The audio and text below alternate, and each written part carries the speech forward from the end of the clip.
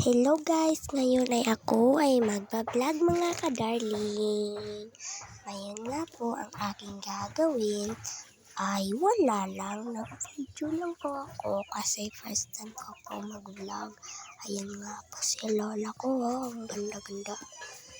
Punta ko na nga po dito sa lamesa at nakita ko po yung kamunggay. At ano nga to? Iwan ko ay sayute. Inutusan nga ako ni Lola na magkuha ng alugbati sa ibaba. Kaya Gora. Ayan, naglalakad na nga po ako guys. Mahina nga po yung bote ko kasi natutulog na po sila.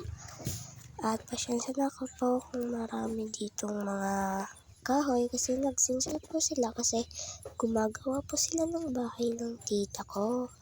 Ayan nga po yung alugbati na kukunin natin. Kamali pa talaga.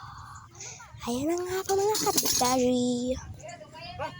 Kaganda-ganda naman ang ating alugbati. Marami po tayong nakuha ngayon guys. Mga kadarling. Ayan nga po. Ay, ayan nalaglag pa talaga. Yung phone case. Ayan po kasing camera. So, yeah. Pasensya na po kung maingay. But, ayun na. At nakarating na tayo sa bahay. At nilagay yung kamunggay. Alugbati. Ayan nga po yung view sa amin. Sobrang ganda nga po, diba? Pero maingay po dito sa paligid namin. Kahit na bukid lang.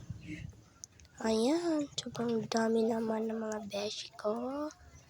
Ayan. Papakita ko nga po yung ginagawa nilang bahay ng tita ko. Ayan nga po yung sinunugan ng lola ko. Yan po yung nilutuan ng kanin. Kasi hindi po kasi sa amin yung sa rice cooker. Kasi marami pong nagtatrabaho sa bahay ni tita. So, doon na lang si lola nagsaing.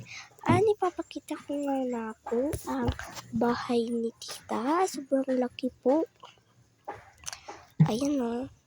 Diba ang dami nagpapanday? Kita nyo ba guys? Hindi lang makita sa video kasi nasa likod sila. Yun lang nga po ang aking munting vlog. Bye-bye! Mga ka-darling. At huwag nyo po kalimutang mag-share, subscribe, like. Ayan lang po. Bye-bye!